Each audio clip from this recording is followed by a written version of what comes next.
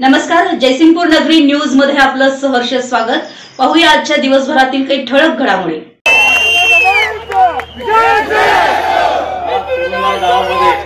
शिवसेना प्रमुख माननीय बाळासाहेब ठाकरेंचा छत्रपती शिवाजी महाराज की निवडणुकीच्या संदर्भात जो इथं सभा घेतली जाते हे बघितल्यानंतर मी खरं म्हणजे आश्चर्य व्यक्त करतो की इतकी सभा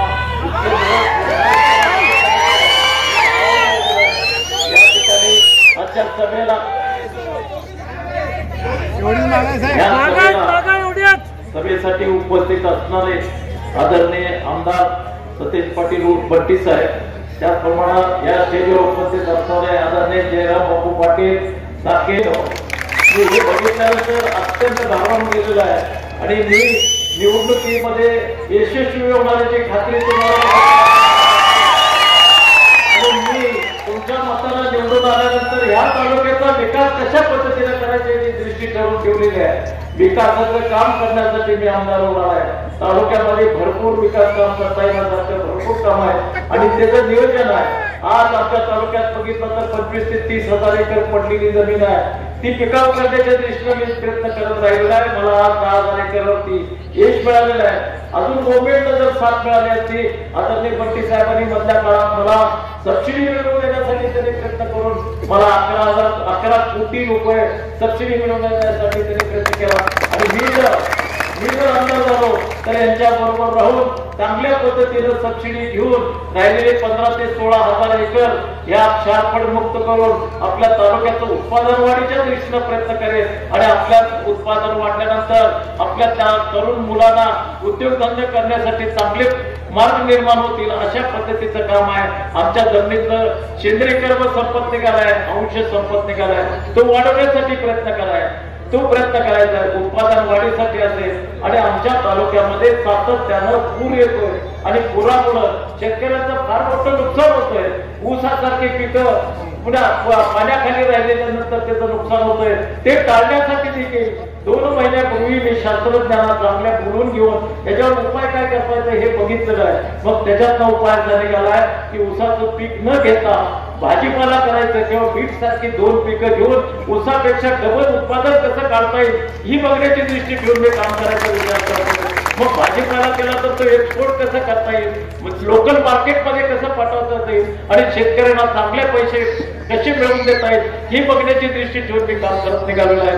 आमच्या तालुक्यामध्ये कॅन्सरचं प्रमाण वाढत निघालंय, त्याला कारण वेगवेगळे आहेत। हे सगळं लक्षात आल्यानंतर मी 4 वर्षापूर्वी गो परिक्रमा काढून देशी गाईचं महत्व लोकांना पटवून देऊन त्यात महत्व पटवून दिल्यानंतर सेंद्रिय शेती करून आपलं जीवन कसं उज्ज्वल करता येईल, आपली तब्येत कशी चांगली राहील या दृष्टीचा प्रयत्न करून निघालोय आणि काही काळानंतर आज आमच्या तालुक्यातलं कॅन्सरचं पेशंटचं प्रमाण कमी होत निघालंय आणि यासाठी देखील अजून काय उपाय करता येईल ते करण्याची दृष्टी आहे। आपल्या भागात पंचगंगा नदी आहे, पंचगंगा ही कायमस्वरूपी प्रदूषण होते आणि हे प्रदूषण मुक्त करण्यासाठी आदरणीय बट्टी साहेबांच्या मार्गदर्शनाखाली याचा प्रयत्न करून मुक्त कसं करता येईल ही बघण्याची दृष्टी ठेवण्याचा विचार मी सातत्यानं करेन आणि आपल्या तालुक्यातल्या सर्व लोकांच्या सर्व घटकांचे विकास कसं करता येईल ह्या दृष्टिकोनातून काम करणार आहे। मला तुम्ही आमदार म्हणून निवडून दिला तर आमदार झाल्यानंतर मी स्वतःचे वैयक्तिक हित जपण्यासाठी करणार नाही तर सर्व तळागाळातील लोकांचं हित कसं करता येईल,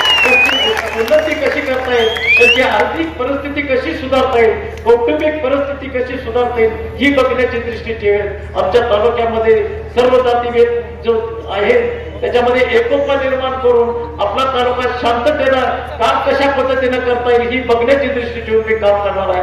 म्हणून तुमचा आशीर्वाद मला अशाच पद्धतीने मिळून मला निवडून देण्याच्या दृष्टीने प्रयत्न करा। 20 तारखेला तुम्ही मतदान करून 1 नंबरचं बटन दाबून हात चिन्हावर शेका मारून मला तुम्ही निवडून द्यायचं आहे।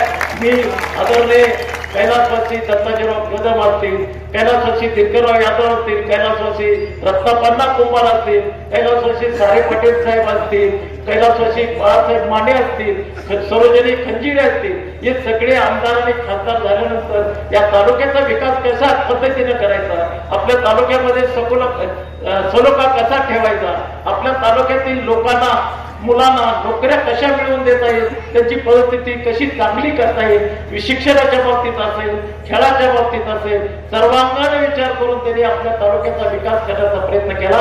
त्यांचीच दृष्टी ठेवून, त्यांच्या पावलावर पाऊल ठेवून आमच्या तालुक्याचा विकास करण्याची दृष्टी ठेवून एवढं त्या ठिकाणी मी सांगतो, तुम्ही मला 20 तारखेला होणाऱ्या मतदानामध्ये 1 नंबरचं बटन दाबून मला बहुमतानं निवडून द्यावं एवढी कळकळीची विनंती करतो. आणि त्यानंतर मी तुम्हाला सांगेन, तुम्ही तुमच्या मित्रमंडळींना असेल, पै पाहुण्यांना असेल, शेजारी पाजाऱ्यांना असेल, सगळ्यांना सांगू 1 नंबरचं बटन दाबून मला निवडून द्या, एक वेळ काम करण्याची संधी द्या. अशा पद्धतीने तुमच्याकडे आशीर्वाद मागतो आणि मी थांबतो. नमस्कार. आमच्या जयसिंगपूर नगरी न्यूज चॅनलला लाईक करा, सबस्क्राईब करा आणि हो, स्क्रीनवर दिसत असलेला व्हॉट्सअप नंबर तुमच्या मोबाईलमध्ये ऍड करा. पाहत रहा जयसिंगपूर नगरी न्यूज चॅनल.